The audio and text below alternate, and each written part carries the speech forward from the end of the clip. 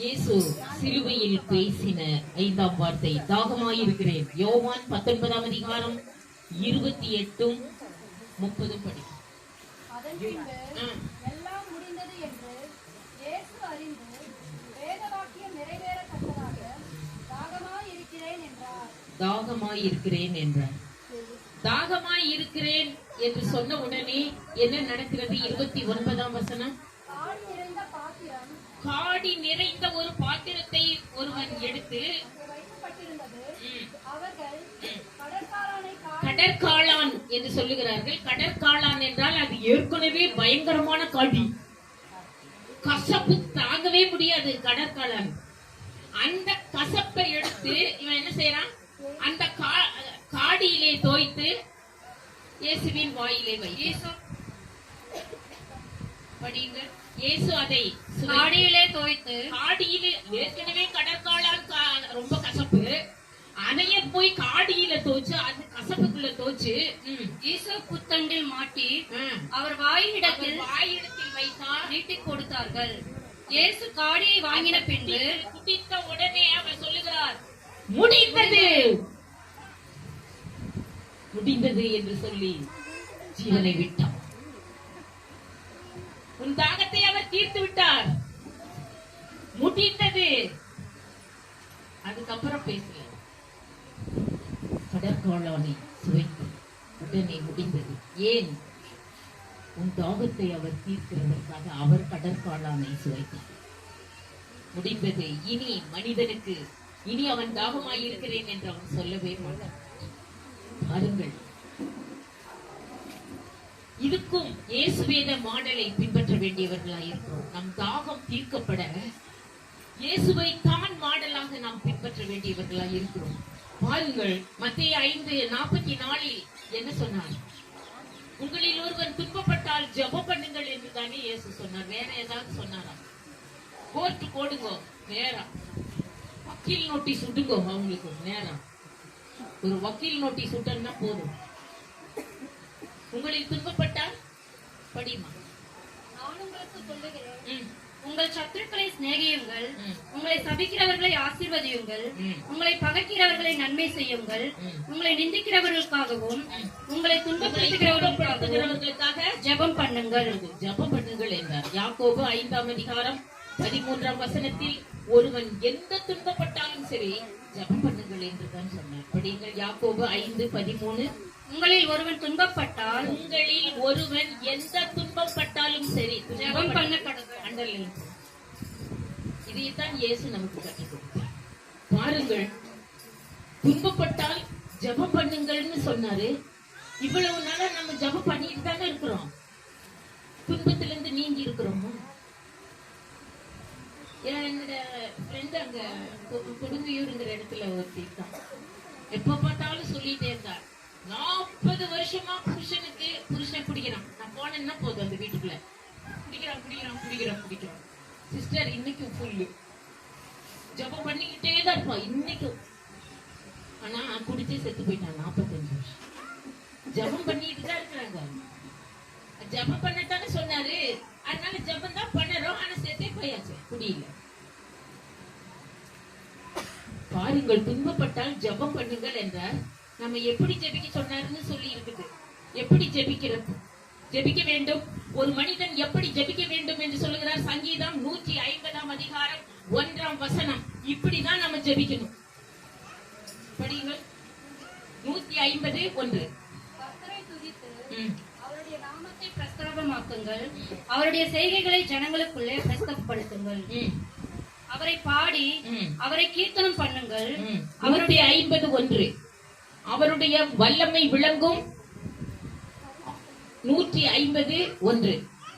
தேவனை அவருடைய பரிசுத்த ஸ்தலத்தில் துதியுங்கள், அவருடைய வல்லமை விளங்கும். அண்டர்லைன் பண்ணுங்க. அவருடைய வல்லமை விளங்கும், ஆகாய விரிவை பார்த்து அவரை துதியுங்கள். நீ எதை பார்த்து துதிச்சிட்டு இருக்க? அப்படியே குப்பர் அடிச்சு உளுந்தினா அவ்வளவுதான், தூங்கிட்டியா, என்ன பண்ணுறேன்னே தெரியாது. ஜபம் பண்ணிட்டு இருக்கிறியா? குப்பர் அடிச்சு உளுந்து அப்படியே ஜெபிக்க சொல்றாரு. அவருடைய வல்லமை விளங்கும், ஆகாய விரிவை பார்த்து அவரை துதியுங்கள் என்று சொன்னார். எப்படி ஜெபிக்கிறோம்? ஆகாய விரிவை பார்த்து தான் ஜெபிக்க நம்ம என்றைக்காவது ஆகாய விரிவை பார்த்து துதித்திருக்கிறோமா? பாருங்கள், அவருடைய வல்லமை மேக மண்டலங்களில் உள்ளது என்று 68ஆம் சங்கீதம் 34லும் அவர் ஆகாய விரிவை பார்த்து அதை துதிக்க சொன்னாரே, அங்கு வல்லமையோடு உதிக்கிற சூரியன் இருக்கிறது. ஏன் வானத்தை பார்த்து துதிக்க சொன்னார்? 115ஆம் சங்கீதம் 6ஆம் வசனம், வானம் கர்த்தருடையது என்று எழுதப்பட்டிருக்கிறது. பாருங்கள், வானத்தில் அப்போஸ்தலர் 7ஆம் அதிகாரம் 49 ஏன் வானத்தை நோக்கி ஜெபிக்க சொன்னார்? அப்போஸ்தலர் 7:49, வானத்தில் ஒரு சிங்காசனம் வைக்கப்பட்டிருக்கிறது, அதன் மேல் ஒருவர் வீற்றிருக்கிறார், அவரை பார்த்துதான் ஜெபிக்க சொன்னார். படியுங்கள். வானம் எனக்கு சிங்காசனம் என்று சொன்னார். பாருங்கள், வானத்திலே அவருடைய சிங்காசனம் வைக்கப்பட்டிருக்கிறது, அதன் மேல் ஒருவர் வீற்றிருக்கிறார், அவரை பார்த்துதான் ஜெபிக்க சொன்னார். இயேசு கிறிஸ்து இந்த பூமியில இருக்கும் போது எப்போதுமே வானத்தை பார்த்து தான் ஜெபிப்பார். பாருங்கள், ரிட்டன் ஸ்டேட்மெண்ட் மத்தேயு 14ஆம் அதிகாரம் 19ஆம் வசனம், இயேசு வானத்தை பார்த்து அவர் ஜெபிக்கிறார் என்று எழுதப்பட்டிருக்கிறது. படியுங்கள். மார்க்கு 14:19.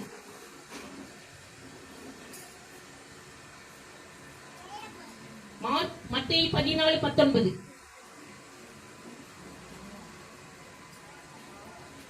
அப்பொழுது அவர் ஜனங்களின் புள்ளின் மேலும் பந்தியிருக்க கட்டளையிட்டு அந்த 5 அப்பத்தையும் அந்த 2 மீனையும் எடுத்து வானத்தை அண்ணாந்து பார்த்து ஜெபித்தார் என்று எழுத. அப்பொழுது எடுக்க வந்துகிட்டே இருக்குது. 5 அப்பம் 2 மீன் இருந்துகிட்டே இருக்குது. 5000 பேர் தின்னாச்சானா அந்த 5 அப்பம் 2 மீன் இருந்துகிட்டே இருக்குது கூட. இயேசு கிட்ட எண்ணத்தை கொடுத்தாலும் வானத்தை அண்ணாந்து பார்த்துக்குவோம். 5 அப்பம் 2 மீனை எடுத்து அண்டர்லைன் பண்ணும்போ அவர் வானம் எதை நோக்கி ஜெபித்தார்? நீ சம்பளம் வாங்கணும்னா எதை நோக்கி ஜெபிக்கணும்? அந்த சம்பளத்தை செஞ்சு பாரு. சம்பளத்தை வாங்கின உடனே வானத்தை அண்ணாந்து பாரு. ஏண்டா இயேசு நீங்க தானே சொன்னீங்க வல்லமை விளங்கும் பாரு. அந்த சம்பளம் எடுக்கொடுக்கும் இருந்துகிட்டே இருக்கும். அவர் வானத்தை அண்ணாந்து பார்த்தார். பாருங்க, வாயும் பேசாது, காதும் கேட்காது, ஒரு செவிட்டு ஊமை, லம்ப் அண்ட் டம்ப், காதும் கேட்காது, வாயும் பேசாது, இயேசு கிட்ட வந்து நிக்குது. இயேசு என்ன செய்தார்? படிப்போமா? இயேசு என்ன பண்ணுகிறார்? வானத்தை அண்ணாந்து பார்க்கிறார். என் சிங்காசனம் அங்கு வைக்கப்பட்டிருக்கிறது என்று சொல்லுகிறார்.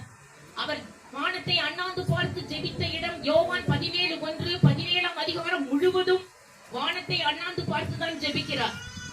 பாருங்கள், 5 அப்பம் 2 மீனை எடுத்து வானத்தை அண்ணாந்து பார்த்து ஜெபித்தார் என்று மார்க் 6ஆம் அதிகாரம் 41 சொல்லப்பட்டிருக்கிறது. பவுல் சொல்லுகிறார், 1 தீமோத்தேயு 2ஆம் அதிகாரம் 8ஆம் வசனம், ஆண்கள் அத்தனை பேரும் புருஷர்கள் அத்தனை பேரும் வானத்தை நோக்கி தன் கைகளை ஏறெடுத்து ஜெபிக்க வேண்டும் என்று நான் விரும்புகிறேன் என்று சொல்லுகிறார். படியுங்கள். புருஷர்கள் அனைவரும் படியுங்கள். 1 தீமோத்தேயு 2ஆம் அதிகாரம் 8ஆம் வசனம், அன்றியும் புருஷர்கள் கோபமும் தர்க்கமும் இல்லாமல் எப்ப பார்த்தாலும் கோபப்பட்டுக்கிட்டு டபார் டிமீர் கூடாதுன்னு சொல்றார். புருஷர்கள் எப்பொழுதும் கோபமும் தர்க்கமும் இல்லாமல் பரிசுத்தமான கைகளை உயர்த்தி அண்டர்லைன் பண்ணு. புருஷர்கள் எல்லாரும் பரிசுத்தமான கைகளை என்ன செய்யணும்? உயர்த்தி அண்டர்லைன் பண்ணுங்க. வானத்துக்கு நேராக உயர்த்தி ஜெபம் பண்ண வேண்டும் என்று, எல்லா இடத்திலும் ஜெபம் பண்ண வேண்டும் என்று நான் விரும்புகிறேன் என்று சொல்லுவேன். வானத்தை நோக்கி தான் எல்லாரும் ஜெபிக்கணும்னு சொல்றார். பாருங்கள், இந்த பூமிக்கு ஒரு தேவதூதன் புறப்பட்டு வந்தான். அவன் என்ன செய்தான்? சணல் வஸ்திரம் தரித்திருந்தான். தானியேல் 12ஆம் அதிகாரம் 7ஆம் வசனம், சணல் வஸ்திரம் தரித்திருந்தான். ஒரு கேப்ரியல் புறப்பட்டு வந்தானா இந்த பூமிக்கு. அந்த தூதன் என்ன பண்ணான்? ஒரு காலை சமுத்திரத்தில் வச்சுக்கிட்டானா, ஒரு கால பூமி மேல வச்சுக்கிட்டானா. எப்படி ஜெபிக்கிறான் பாருங்கள். பூமிக்கு வந்த தேவதூதன் எப்படி ஜெபிக்கிறான்? தானியேல் 12ஆம் அதிகாரம் 7ஆம் வசனம், பூமிக்கு வந்த தேவதூதன் சணல் வஸ்திரம் தரித்தவன், தண்ணீர்கள் மேல் நிற்கிற புருஷன் தனது வலது கரத்தையும் தனது இடது கரத்தையும் வானத்துக்கு நேராக ஏறெடுத்து ஜெபிக்கிறான் என்று பார்க்கிற தூத பூமிக்கு வந்தா கூட வானத்தை பார்த்துதான் ஜெபிப்பான். படியுங்கள். அப்பொழுது சணல் ஆற்றின் கண்ணீர்கள் மேல் நிற்கிறவனும் ம், புருஷன் தம்முடைய வலது கரத்தை தனது வலது கரத்தையும் தம்முடைய தனது இடது கரத்தையும் வானத்துக்கு நேராக விரித்து என்றென்றைக்கும் ஜீவித்திருக்கிறவர் பேரில் ஆணையிட்டு சொன்னான். வந்தால் பூமிக்கு வந்தாலும் அப்படித்தான் ஜெபிக்கிறார்கள் என்று. வானத்தில் அவருடைய சிங்காசனம் இருக்கிறது. அந்த சிங்காசனத்தில் ஒருவர் வீற்றிருக்கிறார். அதற்குத்தான் அதை நோக்கி ஜெபிக்க சொல்லி இருக்குது. அந்த சிங்காசனத்தில் ஒருவர் வீற்றிருக்கிறார். அவருடைய சமூகத்தில் என்னன்னு புறப்பட்டு வருகிற வெளிப்படுத்தின விசேஷம் 22ஆம் அதிகாரம் 1ஆம் வசனம். அதை நோக்கி ஜெபிக்க சொன்னார். நாம் வருங்காலத்தில் அங்க ஒரு ஜீவன் நதி ஓடுகிறதாம். சிங்காசனத்தில் இருந்து வற்றாத ஜீவன் நதி ஒண்ணு ஓடுகிறோம். அந்த நதியை பார்த்து தான் ஜெபிக்க சொன்னார். அந்த நதியை பார்த்து நாம் ஜெபிக்கும் போதுதான் நம்மளுடைய வாழ்க்கையிலே நம் தாகங்களை எல்லாம் அது தீர்க்கிறதாய் காணப்படுகிறது. பயங்கரமான ஜீவ கடல், தாகம் தீர்க்கிற ஜீவ கடல் ஒன்று அந்த சிங்காசனத்துக்கு முன்பாக புறப்பட்டு ஓடுகிறது. அந்த வானத்தில் அந்த சிங்காசனத்தை நோக்கி, அந்த ஜீவ கடலை நோக்கி, நீ வருங்காலத்தில் அந்த இடத்துக்கு தான் உன்னை கொண்டு போய் விட போகிறது. அந்த ஜீவ கடலை நல்லா குடிப்பது. அதை நோக்கி ஜெபிக்க சொன்னார். படியுங்கள் 22:1 வெளிப்படுத்தின விசேஷம். அந்த சிங்காசனத்திலிருந்து பழப்படுகிற ஜீவ தண்ணீர் உள்ள கடல் புறப்பட்டு வருகிறது எனக்கு காண்பித்தார்.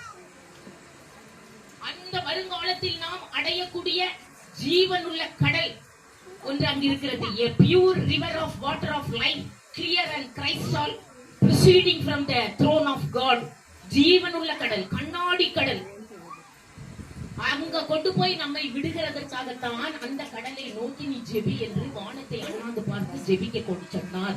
இயேசு இந்த உலகத்தில் இருக்கும் போதும் கூட அவர் அப்படித்தான் ஜெபித்தார்.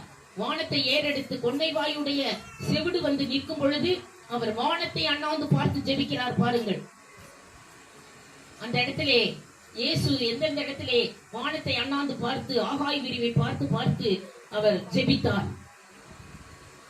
சிங்காசனத்தில் கண்ணாடி கடல், வெளிப்படுத்தின விசேஷம் 4ஆம் அதிகாரம் 6ஆம் வசனம். அந்த ஜீவ கடலை பார்த்து நீங்கள் ஜெபியுங்கள் என்று சொல்லுகிறார். ஏன் வறண்டு கொண்டு திரிகிறாய்?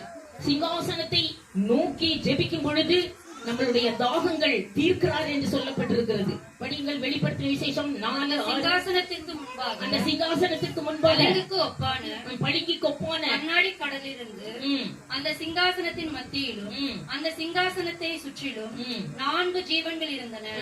அவைகள் சிங்காசனத்தை சுற்றிலும் ஜீவன்கள் தான் இருக்கிறது என்று சொல்லுகிறது. சிங்காசனத்தை நோக்கி நாம் ஜெபிக்கும் போது நதிகள் நிரம்பின இடங்களுக்கு நம்மளை கொண்டு போய் நம் தாகங்களை தீர்க்கிறார் என்று சங்கீதம் 23ஆம் அதிகாரம் 2ஆம் வசனத்தை படிப்போம். அந்த ஜீவ நதிக்கு நம்மை கொண்டு போய் நம் தாகங்களை அவர் தீர்க்கிறவராய் இருக்கிறார் என்று சொல்லப்பட்டிருக்கிறது. தண்ணீர்கள் அண்டையில நம்மை கொண்டு போய் விடுகிறார் என்று சொல்லி அந்த வெளிப்படுத்தின விசேஷம் 22ஆம் அதிகாரம் 17ஆம் வசனம். யாராருக்கு தாகமாய் இருக்கிறதோ அவர்கள் எல்லாம் அந்த கடலுக்குள் கொண்டு போய் விடுகிறார். இப்ப நல்லா குடித்துக் கொள்ளுங்கள், உங்கள் தாகத்தை தீர்த்துக் கொள்ளுங்கள். வாருங்கள் வாருங்கள், பணம் இல்லாதவர்களே, தாகமாய் இருக்கிறவர்கள் நீங்கள் எல்லாம் வந்து இந்த ஜீவ தண்ணீரை இலவசமா வாங்கி நல்லா குடித்துக்கொள் என்று சொல்லுகிறார். படிங்க. ஆவேயும் மனவாட்டியும் வா என்றால் கேட்கிறவனும் வா என்பானாக. தாகமாய் இருக்கிறவன் வரக்கடவன், தாகமாய் இருக்கிறவன் வரக்கடவன். விருப்பமுள்ளவன் ஜீவ தண்ணீரை இலவசமாய் வாங்கி குடித்துக்கொள், நன்றாக குடித்துக்கொள் என்று சொல்லி இந்த கடலை நோக்கி ஜெபிக்க சொல்லுவார். சங்கீதம் 36:8. They are abundantly satisfied and you give the drink and from the river of pleasure என்று எழுதப்பட்டிருக்கிறது. ஏன் வறண்டு கொண்டு தெரிகிறார்? சிங்காசனம் இருக்கிற அந்த இடத்தை நோக்கி நாம் ஜெபித்தால் என்ன கிடைக்கும்? 36ஆம் அதிகாரம் 8ஆம் வசனம். பேரின்ப நதியினால் அவர்கள் தம் ஜனத்தின் தாகத்தை அவர் தீர்க்கிறார் என்று எழுதப்பட்டிருக்கிறது. தாகமாக இருக்கிறேன், அவரது பேரின்ப நதியினால் தமது ஜனத்தின் தாகத்தை அவர் தீர்க்கிறார் என்று சொல்லப்பட்டிருக்கு. எந்த பஞ்சாயத்தும் உனக்கு பிரச்சனையை தீர்க்க முடியாது. அவங்களுக்கு 1000 கோர்ட்ல போனா 1000 கணக்குல லட்சக்கணக்குல அவங்க பிரச்சனையை தீர்க்க முடியாம நிலுவையில கிடக்குது. உன் பிரச்சனையை அவங்க எங்க தீர்க்க முடியும்? எந்த பஞ்சாயத்தும் உன் பிரச்சனையை தீர்க்க முடியாது. தேவன் தான் நமக்கு சகாயம் பண்ணுவேன் என்று சொல்லுகிறார். உன் கண்களை வானத்துக்கு ஏறெடுங்கள் என்றும். ஏசாயா 51 அதிகாரம் 6 வசனம் எப்படி நம்மளை ஜெபிக்க சொன்னார்? உங்கள் கண்களை வானத்துக்கு ஏறெடுத்து நீங்கள் ஜெபியுங்கள் என்று சொன்னார். படியுங்கள். அடிக்கிறவர்களுக்கு என் முதுகையும் ஏசாயா 51 உங்கள் கண்களை வானத்துக்கு நேராக பண்ணுங்க. என்னன்னு? உங்கள் கண்களை வானத்துக்கு நேராக ஏறெடுத்து. நான் சொல்லுது கட்டளையாக தேவன் வானத்தில் இருக்கிறார். ஆதலால் இயேசு யோவான் 17:1, மார்க் 6:41, மார்க் 7:34 போன்ற இடங்களில் அவர் வானத்தை நோக்கி அவர் ஜெபித்தார் என்று சொல்லப்பட்டிருக்கிறது.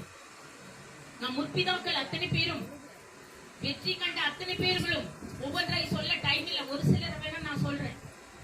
அத்தனை பேரும் வானத்துக்கு நேராக ஏறெடுத்துதான் ஜெபித்தார்கள். நம்ம தான் யாருமே கத்துக் கொடுக்கல நமக்கு. பாருங்க, மோசே தன் கோலை கடல் 2 பிளக்குது. அப்ப பாருங்க மோசே என்ன பண்றாரு? யாத்திரையாகமம் 9 அதிகாரம் 23, 24, 25 தன் கோலை எடுத்து வானத்துக்கு நேராக நீட்டின உடனே கடல் 2 பிளக்கு. ஆதியிலிருந்து சொல்லிட்டு வர முடியும். வானத்துக்கு நேராக ஏறெடுத்துதான் ஜெபித்தார் மோசே.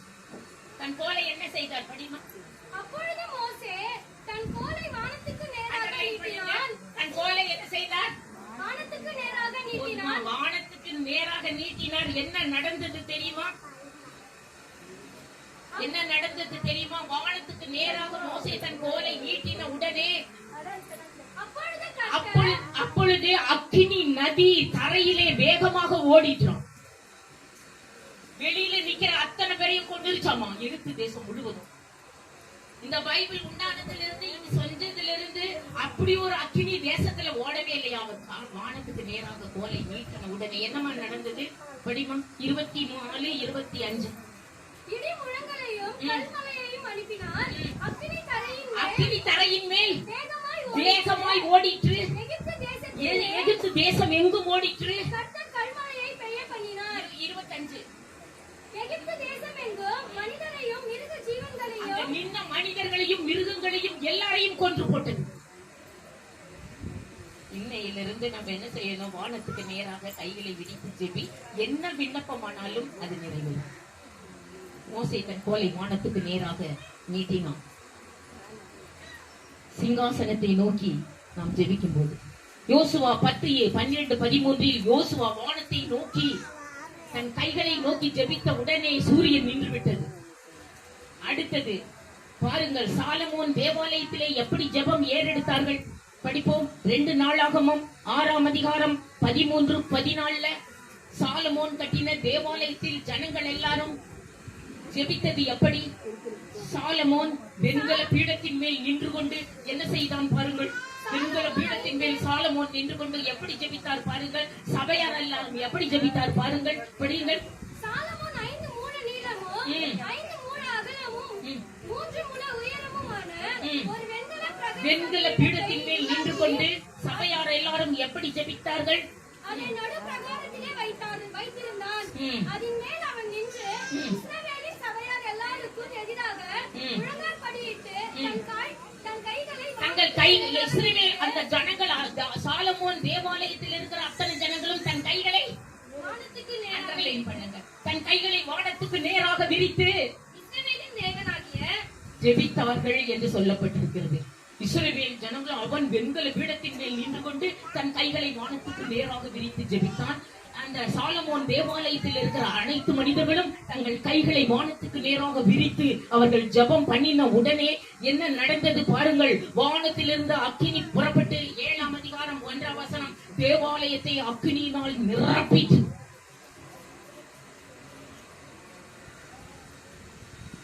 அது மாத்திரமல்ல, நமக்கு எதிரி வந்துட்டா போறதுக்கு தான் ஓடுவோம். ஒரு சிலரை தான் குறிப்பிடுகிறேன் உங்களுக்கு. சொல்லிட்டு இருந்தா அதுக்கே டைம் ஆயிடும். அவர் கொடுத்தது கொஞ்சம். அடுத்தது ஏசாயா, எசேக்கியா 2 தீர்க்கதரிசிகள். அவர்களை கொன்று போடுவதற்காக சனகரிப்பு வந்து விட்டான். எதிரி வந்து விட்டான். சனகரிப்பு வந்து விட்ட உடனே எதிரி நம்ம வந்துட்டான். நம்ம என்ன பண்ணுவோம்? கோர்ட்டு ஓடுவோம், அம்மா கிட்ட ஓடுவோம், அப்பா கிட்ட ஓடுவோம், யார்கிட்டயாவது ஓடி போய் சொல்லுவோம், போலீஸ் கிட்ட ஓடுவோம். இவங்க 2 பேரும் என்ன செஞ்சாங்க தெரியுமா? வானத்துக்கு நேராக கைகளை விரிச்சாங்களாம். படியுங்கள் 2 நாளாகமம் 32ஆம் அதிகாரம் 22. சனகரி கொன்று போட சனகரி வந்த உடனே ஏசாயாவும் எசேக்கியாவும் என்ன செய்தார்கள்? 32:22 2 நாளாகமம். அப்படி கர்த்தர் எசேக்கியாவையும் எருசலேமின் குடிகளையும் அசீரியாவுடைய ராஜாவாகிய 32:20 படிங்க. இது நிமித்தம் ராஜாவாகிய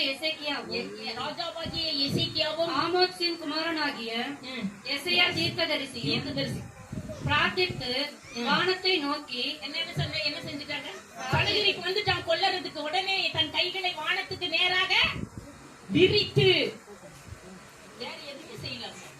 சனகரி கொல்லறதுக்கு வந்துட்டான் சொல்லி தன் கைகளை ஏசாயாவும் எசேக்கியாவும் தன் கைகளை வானத்துக்கு நேராக விரித்து அபயமிட்டார்கள். உடனே சனகரி ஓடிவிட்டான். எதிரி அப்படிதான் செய்யணும். நம்ம பிதாக்களை தான் ஃபாலோ பண்ணணும், இயேசுவை தான் ஃபாலோ பண்ணணும். இயேசு கிட்டையும் கொன்னை வாயுடைய செவிடு நிக்குது. அவர் வானத்தை அண்ணாந்து பார்த்து எப்பத்தா என்றார். திறக்க உடனே வாயும் காதும் திறந்தது. வானத்தை அண்ணாந்து கொன்னை வாயுடைய செவிடு நிக்குது. அவர் உடனே ஜெபிக்கல. உடனே வானத்தை அண்ணாந்து பார்த்து எப்பத்தா என்றார். உடனே வாயும் காதும் திறந்தது. இயேசு வானத்தை நோக்கிதான் ஜெபித்தார். 5 அப்பம் 2 மீனை கொடுத்தால் அவர் வானத்தை அண்ணாந்து பார்த்து ஜெபித்தார் என்று எழுதப்பட்டது. உண்மை எப்படி ஜெபித்தார்? ஆதலால் நமக்கு கர்த்தர் என்ன சொல்லுகிறார்? உங்கள் கண்களை வானத்துக்கு ஏறிடுங்கள். ஏனென்றால் அவரும் என்ன செய்கிறார்? வானத்திலிருந்து பூமியின் மேல் அவர் கண்ணோக்கமாய் இருக்கிறார் என்று சொல்லப்பட்டிருக்கிறது. சங்கீதம் 102:20. இயேசு என்ன செய்து கொண்டிருக்கிறார்? வானத்தில் உட்கார்ந்து கொண்டு அவர் பூமியை பார்த்து கொண்டிருக்கிறார். நீங்க என்ன பண்ணுங்க? பூமியில் இருந்து வானத்தை நோக்கி பார்த்து ஜெபிங்க. படியுங்கள். அவர் என்ன செய்து கொண்டிருக்கிறார்? வானத்தில் இருந்து தம்முடைய உயர்ந்த பரிசுத்த ஸ்தலத்திலிருந்து பார்த்து வானங்களில் இருந்து வானத்தில் இருந்து பூமியின் மேல் இயேசு கண்ணோக்கமாய் இருக்கிறார். அங்கிருந்து உன்னை பார்த்துக்கிட்டு இருக்கிறார். வானத்திலிருந்து என்ன செஞ்சுட்டு இருக்க? உன்னைவே பார்த்துட்டு இருக்கிறார். நீ என்ன செய்ய? பூமியிலிருந்து வானத்தை நோக்கி செவி.